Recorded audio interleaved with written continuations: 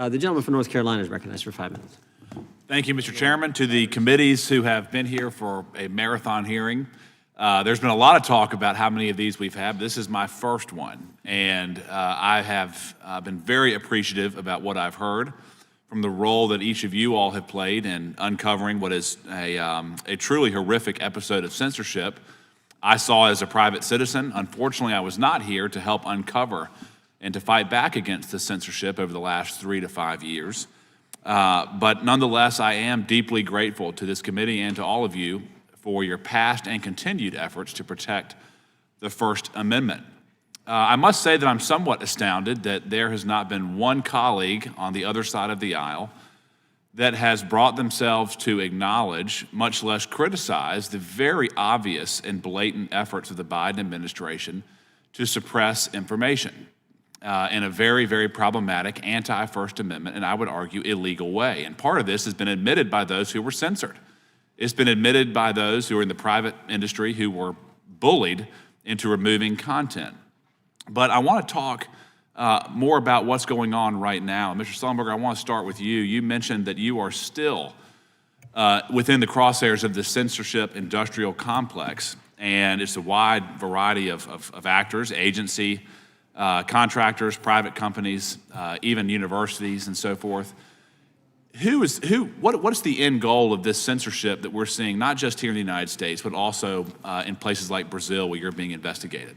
Yeah, thank you. Well, yeah, thank you for asking that question. Yeah, I mean, it's interesting to hear a lot of concerns about who gets to be in the limited space in the Defense Department. By the way, Huffington Post is a left-wing magazine that got in, and Rupa works for a centrist magazine that's in there. It's just not a censorship issue or changing the website. That's pretty ridiculous.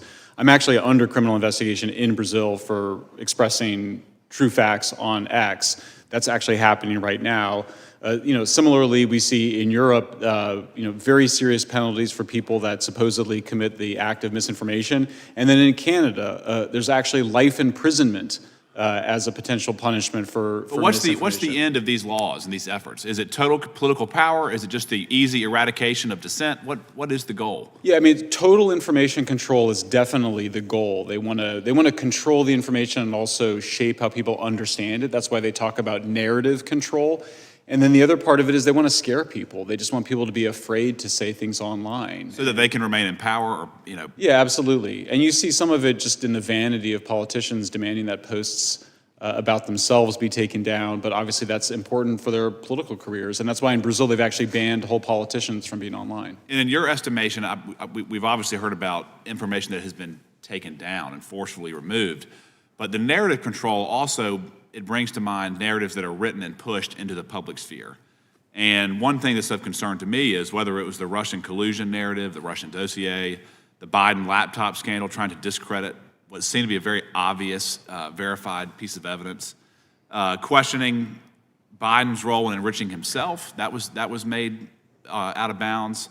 Yep. Questions about the vaccine, we all are familiar with those, the vaccine's effectiveness, the effect of the vaccine. Looking at the news media, is there a part of this that I would submit to you where the narrative is pushed into various outlets to further the censor's objectives? Well, yeah, I mean, you see it right now, right? Everybody's saying constitutional crisis. If you just Google that, it's like all over. Everybody repeats themselves in the mainstream news media. But look, I mean, we're in a new world now. We have more platforms that are open. I think it's much harder to get away with lying, as the New York Times did last night when it claimed that there was no evidence of fraud. Yep. For Musk. So I do think it's a new environment, but that's why you have to keep the government from putting pressure on these social media platforms so they can continue to let the conversation. And just very briefly, is what's happening now with Elon Musk, who is highlighting the waste, fraud, and abuse of USAID and other expenditures, and what happened under the Biden-Harris administration with their censorship efforts, are those two aligned? Are they in any way synonymous with one another? Well, I mean, yeah, I mean, in terms of things not changing, when we were here 2 years ago, Elon Musk was the big, the devil because he was allowing free speech to proliferate on on what was then Twitter, and you hear it today. I mean, we heard a lot of people get up today and talk about how they support free speech, but we have to stop all the racism and hate online. Well, that's a call for censorship. I mean, let's just be perfectly clear. If you're calling for censorship of hatred and racism or anti-Semitism online, you're calling for censorship, and that is completely anathema to the American tradition, to our Supreme Court rulings, to Brandenburg and its reinforcement in Skokie. So, look, we've had a lot of technological revolutions with different media sources. We had since 1776, 1789, we've had the telegraph, we've had radio, we've had television, now we have the internet. Somehow we've managed to keep our tradition of freedom of speech and the First Amendment alive despite those technological revolutions, after which every single time somebody was saying that, oh, everything has changed and we have to now amend or qualify the First Amendment. And may I close with just one question to you, sir? How is AI going to make it easier or more difficult to apply censorship for political gain? Either or, yeah.